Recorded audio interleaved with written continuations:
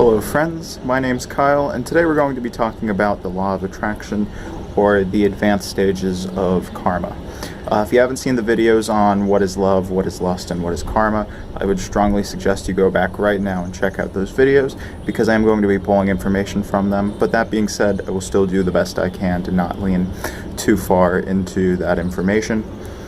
So, in the Bible, the book of Galatians, chapter 6, verse 7, it loosely says that do not take God for a fool, because what you reap is what you will sow as well.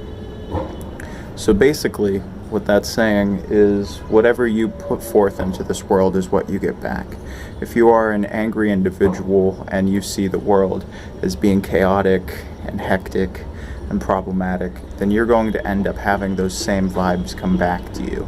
As we had talked about with the previous video in karma, your emotions are a boomerang. You do not get rid of your temper by losing it. So by understanding that everything you do has an action and reaction, that fundamentally means that there is karma, because that is what karma translates into. And from here, in Hermeticism, which is a blending of Egyptian and Greek religions, they have 8 different principles about the foundation of the world. And those principles are right here. And as you can see, one of the principles is that everything is mental. So, with everything being mental, this means that basically the entire construct of humanity, what it is to be a person, is a very internal process. It's not externalized a lot, because your idea about what's going on in the outside world, you watching this video or me being here with the Himalaya Mountains, is strictly due to neurons moving around inside of our brains, trying to say that the senses are telling me this about the sense objects, like what I can feel about my shirt, what I can, notice in these necklaces, what I can taste in my food. But if you just simply look at the way that your brain processes these things, it'd be very easy to say that there's nothing outside of the brain, because all of human experience is just buried within your mind, which is why one of the principles is that everything is mental, is because, as we talked about before in the video I Am You, you are part and parcel of this great experience known as life. So yeah, you are a whole, complete person in and of yourself, because you are your own soulmate. You're the combination of your physicality and metaphysicality. But at the same time, you're not the same thing as the rest of the world. We're the same in quality, but not in quantity. That's why if you study Ayurveda, it'll talk about the different doshas, which are the balances between earth, wind, fire, air, and ether inside of you, because all of us are made of that. We have liquid inside of our bodies. We eat food, which then literally re-becomes our body. So we have the same qualities. We're made of the same basic elements as the rest of the world, but we're not the same in quantity. We don't have all of the water in the ocean inside of us. That would just be crazy. It's all existent on the outside, unless you flip it on the inside and say that, oh, well, I'm the only thing that exists because everything is mental within me, which works completely fine. You're able to do that. But that is not stoicism. What is it? It's a word that starts with an S. Basically, you don't believe that anything else exists outside of you, which is a dangerous game, because then you're not listening to this love that exists, because you're too busy thinking of yourself as an individual and as the doer, instead of being a chain in a series of events. So we need to abandon this idea of us as the complete being, because, although what we are right now is our final form, this is the fullest we can be in this potential as a human.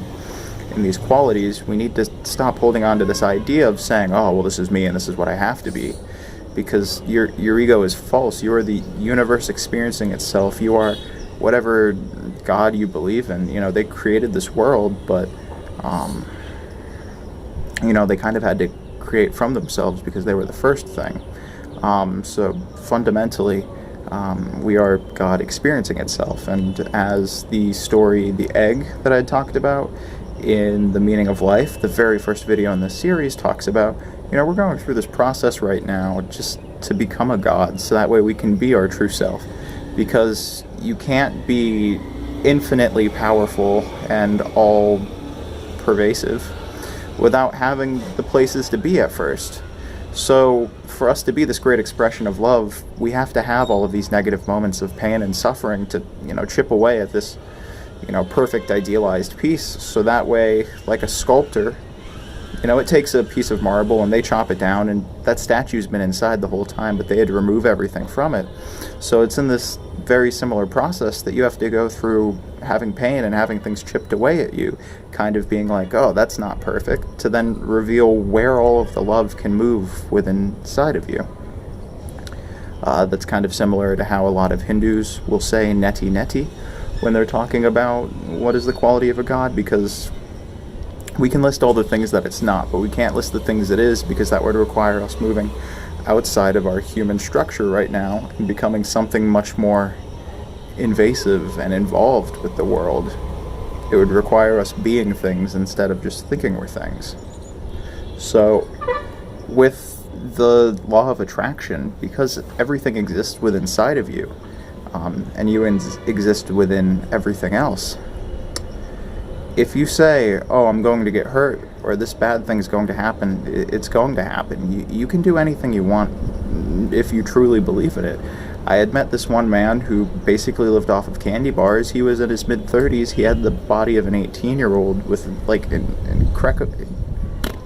impeccable muscles.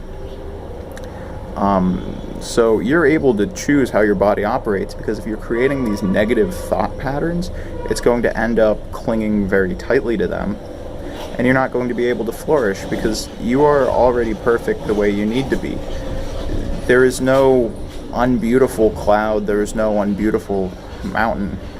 Everything's already perfect and created the way it needs to be. Humanity's just kind of here arguing and creating dissonance, because it's just so boring to be perfect.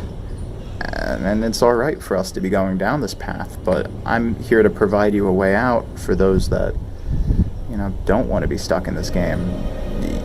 You're already liberated.